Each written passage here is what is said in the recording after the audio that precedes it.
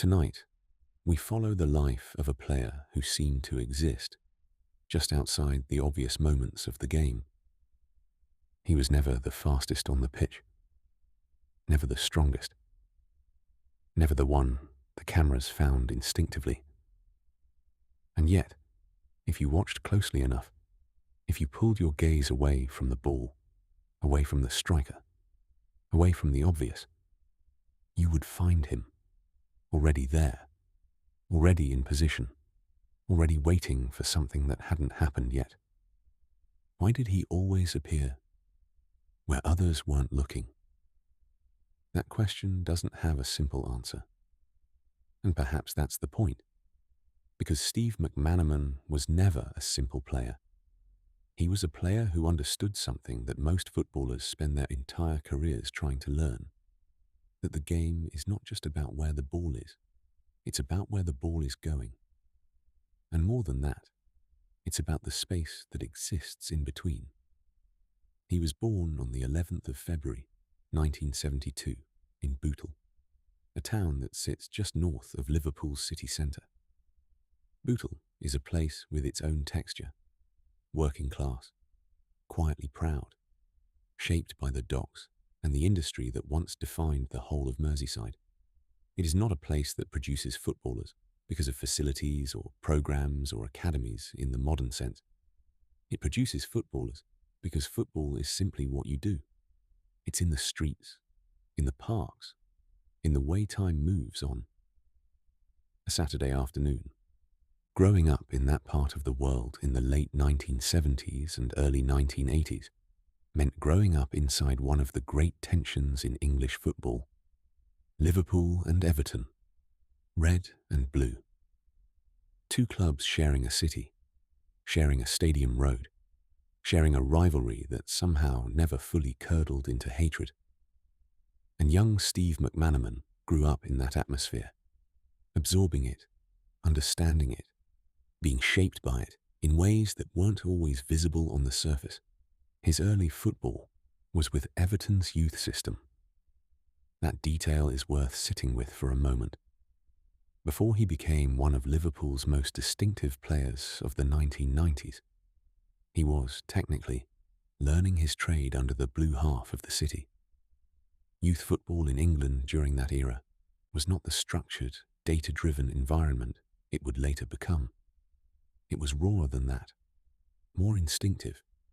You learned by playing, by watching, by figuring out through repetition what worked and what didn't. And in that environment, McManaman began to develop something that no coach specifically taught him, a sense of where space existed before it existed. He moved to Liverpool, and that move, in retrospect, feels almost inevitable. Not because of any dramatic circumstance, but because Liverpool Football Club in that era had a particular philosophy, one that valued players who understood the game's deeper rhythms. Bill Shankly had built it. Bob Paisley had refined it. Kenny Dalglish had embodied it.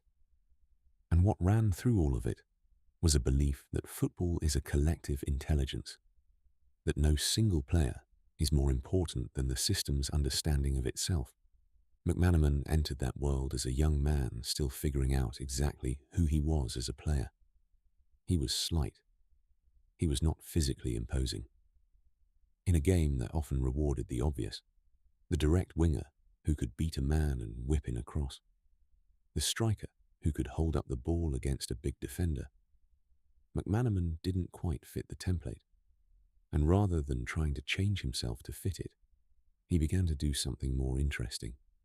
He began to find the edges of the template, the spaces where the obvious didn't reach. As he moved into the first team picture at Liverpool, gradually, carefully, earning his place in the way that players of that generation tended to earn things, what became clear was that he was not quite a winger in the traditional sense. He occupied wide positions. Yes, he would be listed in those positions on a team sheet, but what he actually did was something different. He drifted. He found the interior of the pitch. He made runs that diagonaled their way into spaces that fullbacks weren't sure were their responsibility, and central midfielders weren't sure they were supposed to fill.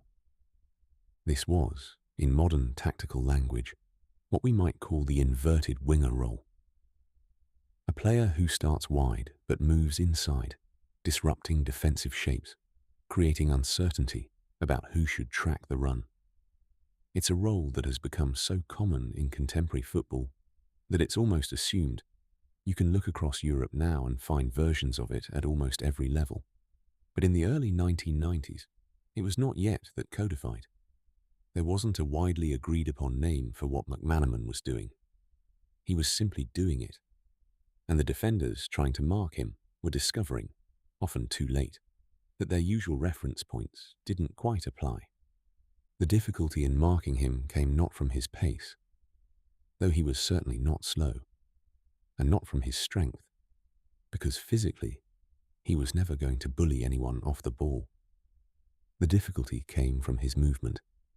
He moved in a way that suggested he was always slightly ahead of the game's current moment, as though he was operating on a delay, not lagging behind, but rather existing in the near future, the version of the game that was about to happen, rather than the one currently unfolding. Other players would position themselves in relation to the ball. Where is it now? How do I get it? McManaman seemed to position himself in relation to where the ball would be. And that slight temporal shift, that adjustment of a few seconds in his internal map of the game, made him extraordinarily difficult to account for. You can imagine what it felt like to be a defender facing him. You pick him up on the touchline, you track his movement, you think you have him. And then the ball goes somewhere else for a moment. Your attention shifts fractionally. And when you look back, he's somewhere entirely different. Not because he ran past you, not because he beat you with pace or a trick, simply because he understood that while your attention was occupied, space would open somewhere else. And he had already moved into it. Liverpool Football Club in the mid-1990s was going through a transitional period. The dominant years of the 1970s and 1980s were over. The club was still significant, still capable of moments of genuine quality, but the sustained dominance that had defined it for so long was now history rather than present tense. And in that context, individual players took on slightly different shapes. They became more visible as individuals because the system around them was less overwhelming. In 1995, Liverpool won the League Cup, the Carling Cup as it was then known. It was a trophy. It mattered, but in the context of a club that had grown accustomed to league titles and European Cups, it carried a particular quality, the achievement of a good team that had not yet found its way back to the summit. McManaman was part of that. He played his role. He contributed in the way he always contributed, not by being the story, but by being the reason the story was possible. The 1996 FA Cup final is a more complicated moment to sit with. Liverpool reached Wembley. They played Manchester United, and they lost. It was a final that has been discussed and analysed and picked apart more times than most. A match where the occasion seemed too large for some of the players, where the white suits that Liverpool wore became a symbol, retrospectively, of something gone slightly wrong. McManaman played. He was involved, but the result was the result, and there is something quietly instructive in that. The idea that even a player as intelligent as McManaman could not fully override the collective, that football remains stubbornly a team sport even when individual quality is present. What he was developing through all of these years, through the wins and the near misses, through the matches that went well and the ones that didn't, was something that only becomes clear in retrospect. He was developing an understanding of the game so deep that it would eventually carry him somewhere that very few English players had ever gone before. But we'll come to that. First, it's worth spending more time with the movement itself, because to simply describe McManaman as a technically good player or an intelligent player is to miss something. He was those things, but the specific quality that made him unusual was something more refined than either of those labels suggest. Watch footage of him from that era and pay attention not to the moments when he has the ball. Pay attention to the moments just before. Watch where he is when the ball is with a teammate. Watch how he positions himself. You'll notice something that takes a moment to register. He is almost never standing still. He is always shifting his weight, adjusting his position by a step or two, reading the geometry of the situation before it has fully resolved. This is what coaches and analysts mean when they talk about off-ball movement. But the phrase doesn't quite capture the specificity of what McManaman did. Because off-ball movement can simply mean running, making runs that pull defenders, creating space for others. What he did was more subtle than that. He adjusted. He micro-positioned. He found angles that were slightly different from where you'd expect him to be. And in football, slightly different angles can mean everything. A defender marking a player expects certain movements. They build up a database of anticipation. If the player is here and the ball is there, the run will probably go this way. McManaman disrupted that database constantly. Not dramatically, not obviously, but with a persistent low-level unpredictability that accumulated over 90 minutes into something exhausting to deal with. By the time the second half arrived, defenders who had been trying to track him were tired in a specific way, not physically depleted, but cognitively worn. They had spent the entire game making small calculations that never quite resolved into certainty. And then, late in the game, the run would come. The real one. The one that mattered. And it would come at the moment defenders were least equipped to deal with it. Not because it was the fastest or the most dramatic run, but because everything that had come before had set it up. There is a particular quality to his late runs into the box. They arrive from a direction that feels wrong, from a distance that feels too far, at a speed that feels almost casual. And yet they connect with the ball at exactly the right moment. This is not an accident. This is the product of years of understanding, of knowing not just where to run, but when, knowing that the timing of the arrival is as important as the destination, knowing that a run made a second too early is as useless as a run not made at all. He existed in a way in the space between the obvious and the decisive. There is something worth saying about how football understands itself.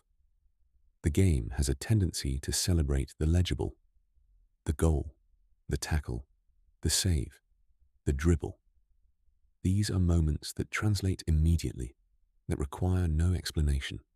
You see them and you understand them. But underneath every legible moment, there is a substrate of invisible decisions that made it possible. Most of those decisions are never credited to anyone. They happen and dissolve, and the game moves on.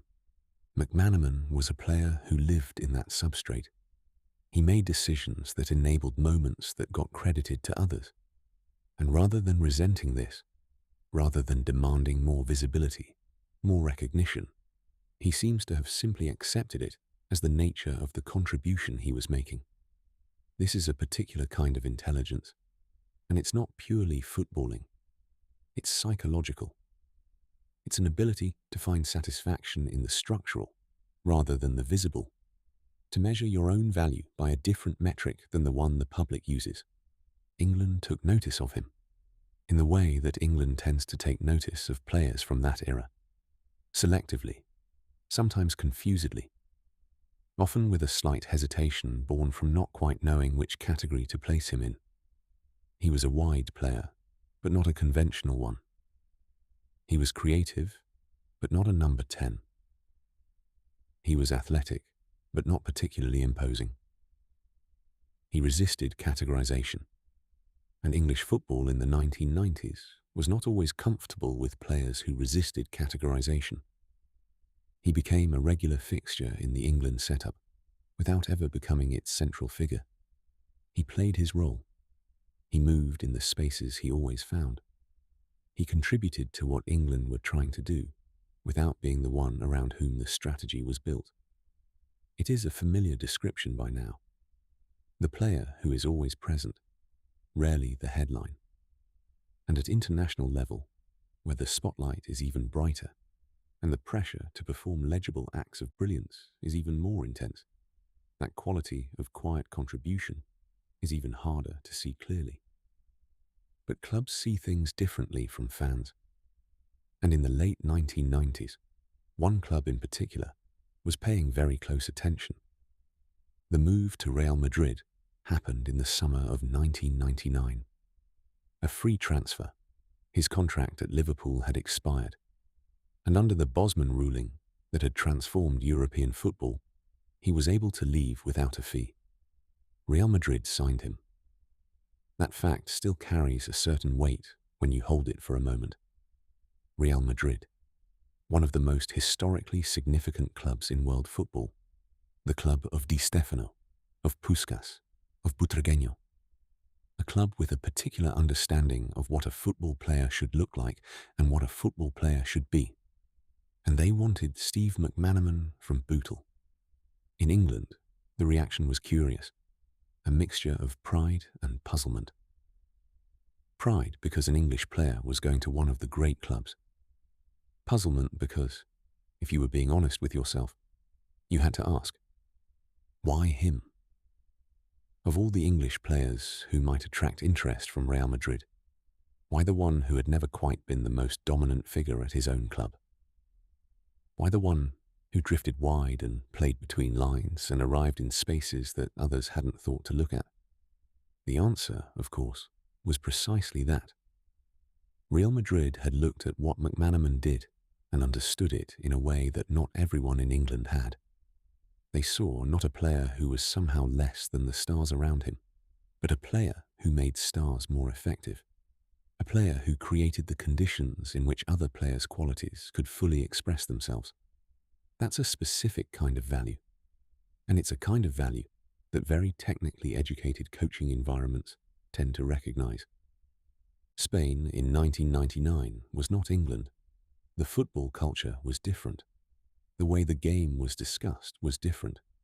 The tactical vocabulary was richer, more detailed, more interested in the systemic and the structural. In that environment, a player like McManaman wasn't a puzzle. He was a known type, a player whose value was legible in a language that Spanish football had been speaking for years. He arrived in Madrid uncertain, by most accounts, of exactly what role he would play. You would be moving to a new country, a new language, a new football culture. These are not small adjustments, and Real Madrid at that moment was in the early stages of what would become the Galacticos era. The attempt to assemble the most famous players in world football in a single team. Luis Figo would arrive. Zinedine Zidane would arrive. Ronaldo would arrive. The stars were aligning in the most literal possible sense.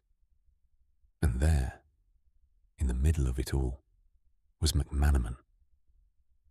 What he had to do, what he understood instinctively he had to do, was not compete with these players for the spotlight. That was never going to be his function. And he seems to have known it. What he had to do was find the spaces that these players created. Because when you have Figo demanding the ball on the right, when you have Zidane orchestrating from the center, when you have Ronaldo threatening through the middle, defenders are occupied. Their attention is pulled, their shape is disrupted, their decision-making is under constant pressure. And in those conditions, space opens up, space that McManaman was uniquely equipped to find and use. He fitted into the system, not by imposing himself on it, but by reading it, by understanding, game by game, and training session by training session, where the currents ran and where the eddies formed, by finding the places where his specific quality, that late, quiet, precisely timed run, could express itself most usefully within the framework of everything else. Coaches noticed this. The trust that managers placed in him at Real Madrid was not sentimental.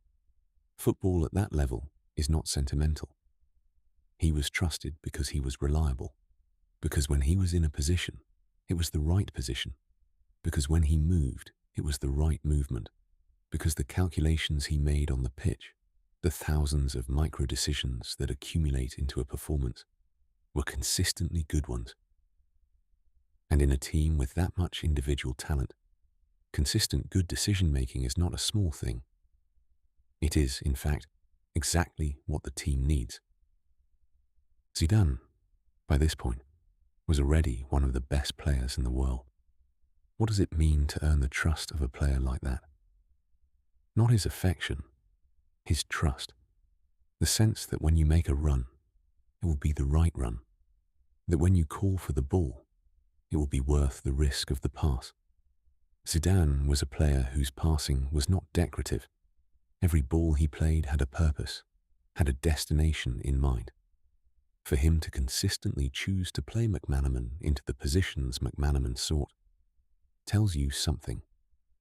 It tells you that Zidane looked at the movement and understood it, that the run McManaman was making corresponded to a calculation that Zidane had already made, that they were, in some sense, reading the same version of the game.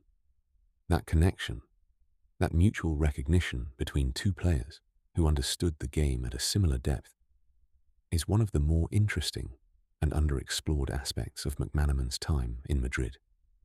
And then there was the Champions League final of 2000. Valencia were the opponents. The match was played in Paris.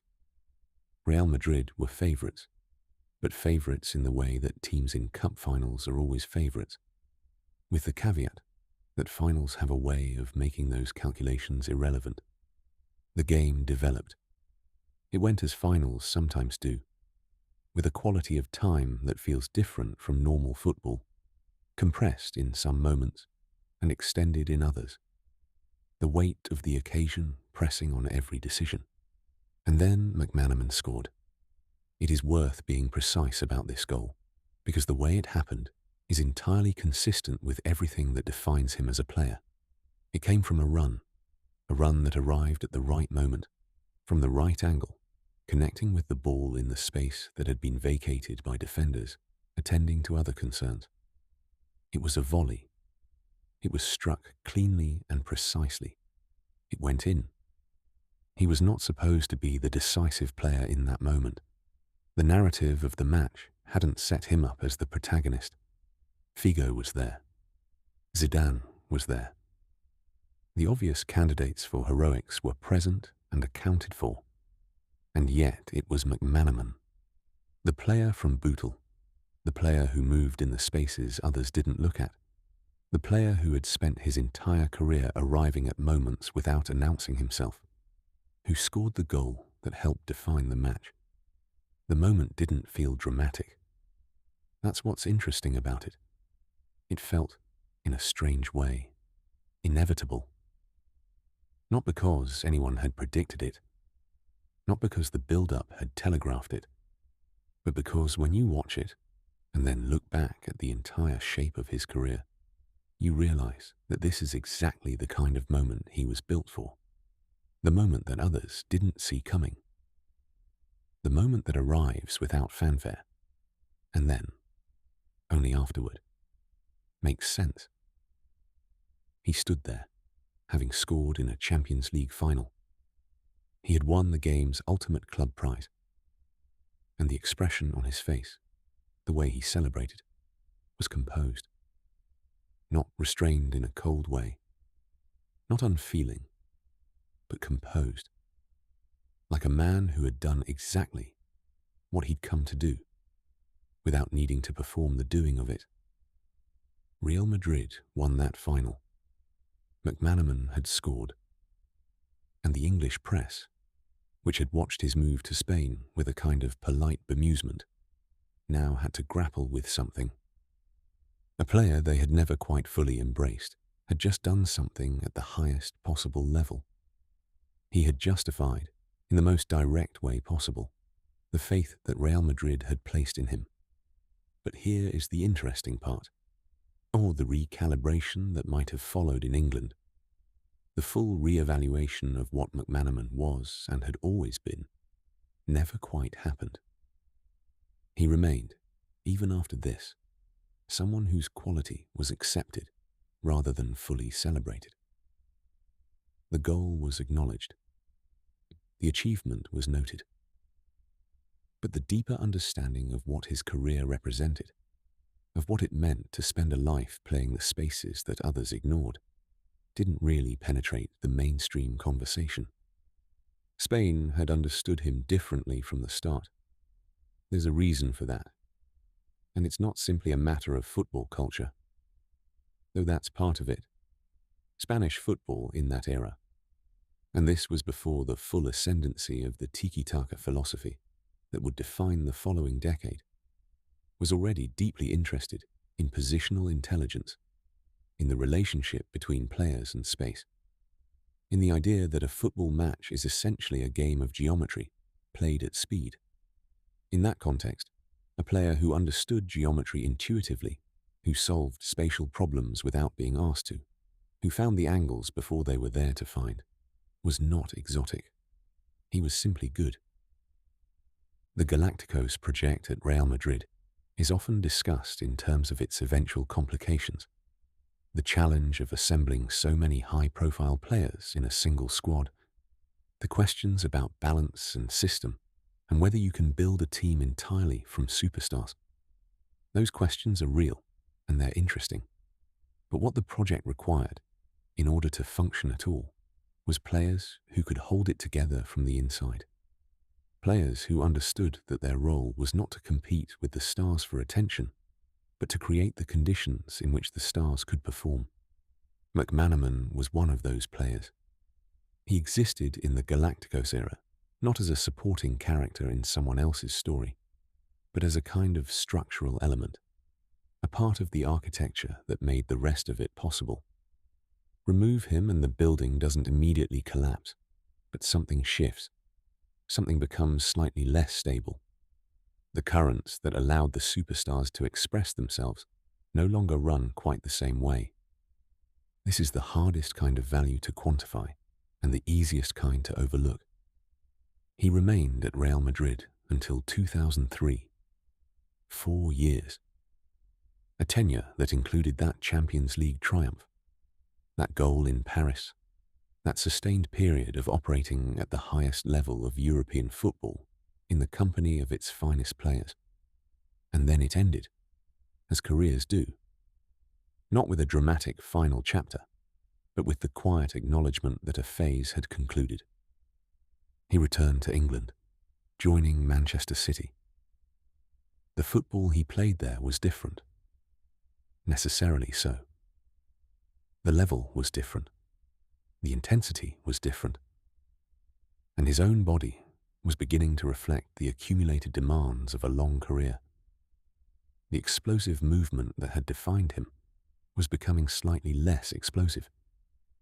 The runs that had arrived with such precise timing were requiring slightly more planning, slightly more deliberate management of energy. This is what happens to players.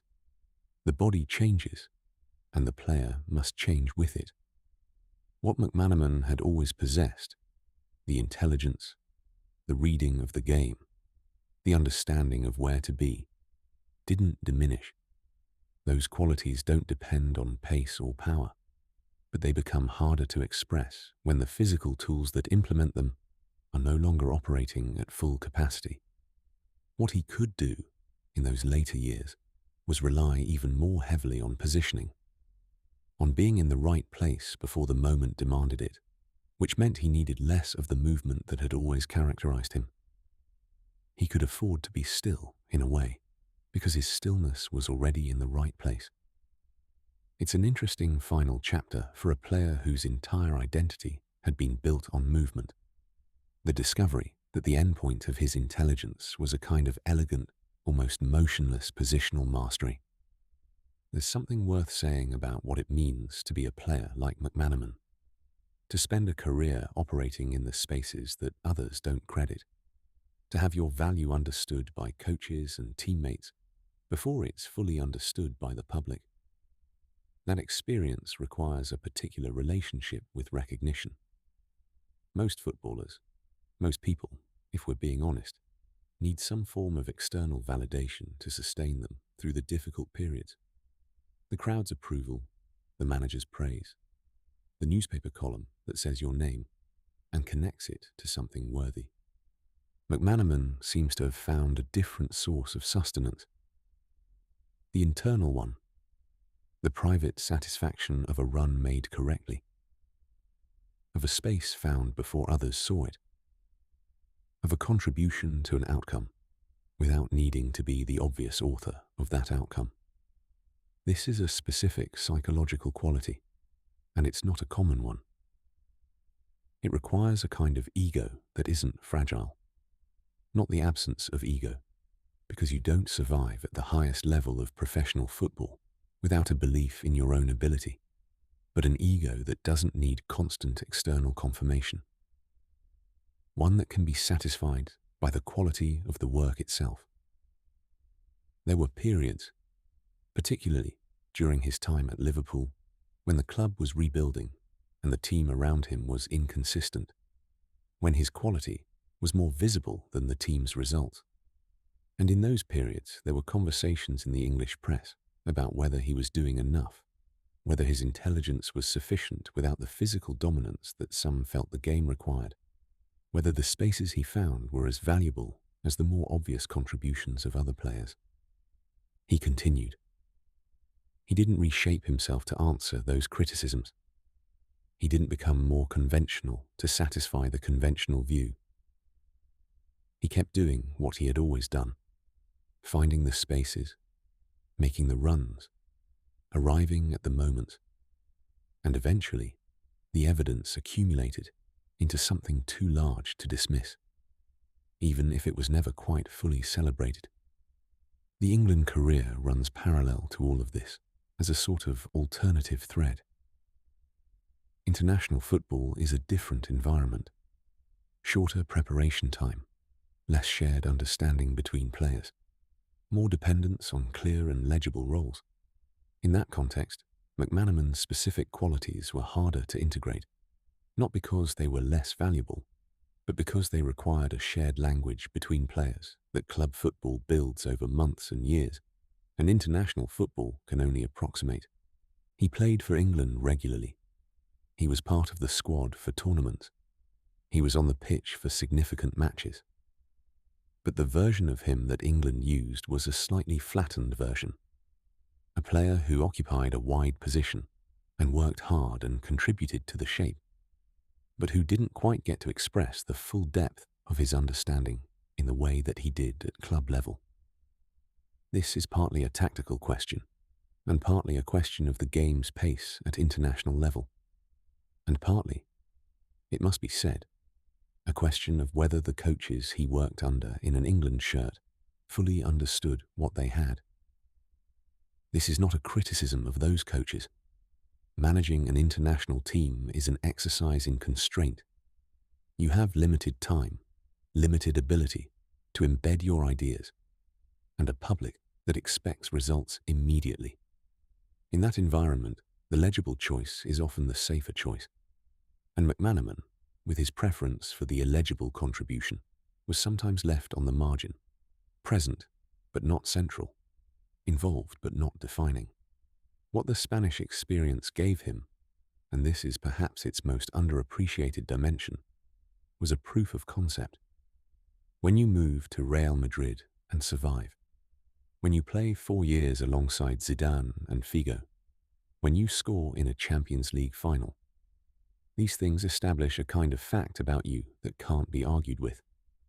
Whatever doubts had existed about whether his particular qualities translated to the very highest level were answered by the simple fact of his presence and his performance.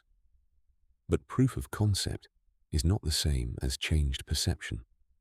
The English football conversation about McManaman never quite fully updated to reflect what the Spanish chapters of his career demonstrated. He remained, in some sense, a player that people were pleasantly surprised by, rather than a player they had always fully expected to deliver at that level. And there is something mildly ironic in that. The player who had spent his career arriving in spaces that others hadn't thought to look at was never quite fully seen in the space he occupied within the game's wider story. After football, he moved into punditry and commentary. This is a natural transition for players, especially players who understand the game's deeper architecture. But it's worth noting that McManaman was specifically well suited to it, because the things he did on the pitch, the reading of space, the anticipation of what would happen next, the ability to see the game's geometry in real time, these are exactly the qualities that make for insightful analysis. When he speaks about football on television, he tends to do something that not every pundit manages. He talks about the game's structure. He explains not just what happened, but why the conditions for it existed, what the positioning in the moments before created, how the movement off the ball set up the moment on it. This is a specific kind of analysis, and it corresponds exactly to the specific kind of player he was. He spent his entire career seeing the game in layers, the surface layer of the ball and its movement, and the deeper layer of the space and the players' relationships to it. Now, in front of a camera, he describes that deeper layer to audiences who may not have thought to look there. It's a fitting second act in a way. The player who operated invisibly now makes the invisible visible for others. The intelligence that was so hard to quantify when he was playing is now his most obvious professional asset. The thing that allows him to explain, clearly and precisely, why a moment happened the way it did. There is a quality to how he speaks about the game that feels genuinely personal, not in an emotional sense, but in the sense that what he describes corresponds to something he knows from the inside. When he talks about off-ball movement, he's not working from a textbook.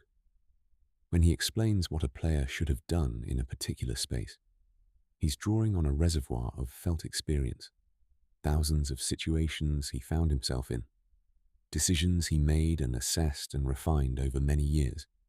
Football analysis as a genre has its own tendencies toward the obvious, toward the surface reading, toward the moment of action, rather than its preconditions.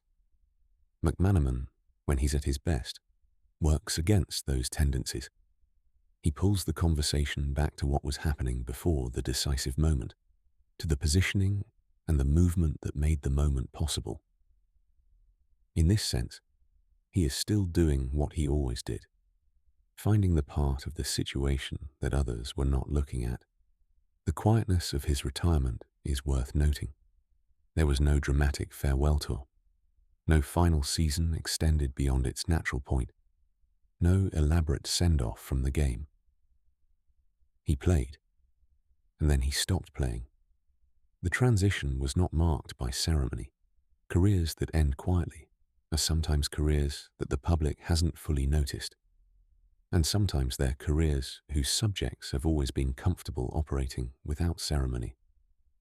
With McManaman, it seems clearly to be the latter. He was never a player who required the ceremony. He didn't build his relationship with the game on the expectation of public acknowledgement. He built it on the work, on the daily practice of understanding space and time and movement, on the years of repetition that turned instinct into something more precise than instinct. The end of a career like that doesn't need a fanfare. The work was the reward. The doing was the point. It's tempting, when thinking about players like McManaman, to frame them in opposition to a more visible type, to say that his way of being a footballer is better than the way of the player who demands the ball, who seeks the spotlight, who needs to be the obvious author of decisive moments. But that framing is too simple and probably unfair. The game needs both kinds. It needs the players who announce themselves, and the players who arrive without announcement. What it doesn't always do well is see the second kind clearly enough to fully credit what they contribute.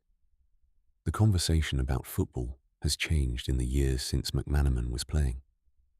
The analytical tools are richer: data, video analysis, positional metrics that can track where a player was and where a player should have been at any given moment.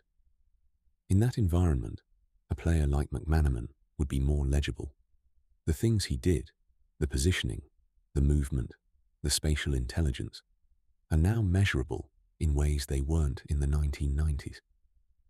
Whether that would have changed his public reception is an interesting question. Probably it would have. The evidence would have been clearer. The value would have been easier to demonstrate. But perhaps it wouldn't have made much difference to how he played, because how he played wasn't determined by public reception. It was determined by a private understanding of what the game required and what he was equipped to provide. He would have found the same spaces, with or without the data, to confirm he'd found them. He would have made the same runs.